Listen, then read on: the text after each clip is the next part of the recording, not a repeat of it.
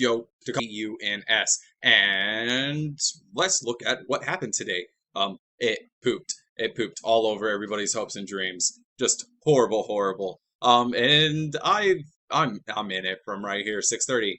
But am I worried? No, because their big day is Monday with the launch of their cartoon channel. Let's go back over here and see what Benzinga has to say about GNUS. Shares of several consumer direct discretionary companies are trading lower as equities sell off following the recent rally.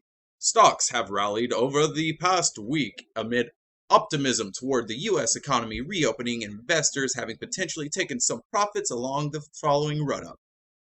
Or Robin Hooders. But again, am I worried? No. This thing is consolidating off of its highs. Great time for me to average down. I'm excited for it. What does Twitter say? Twitter says people want to be bullish and they're all printing money. So, yeah. We will see what happens on Monday because that's when I am planning on holding the rest of my shares down. Let's look at the chart. What am I at? Is that? I'm minus 155. Oh my god, what am I going to do? Nothing. I'm going to hold my position. I'm going to swing this bitch because it's going to go.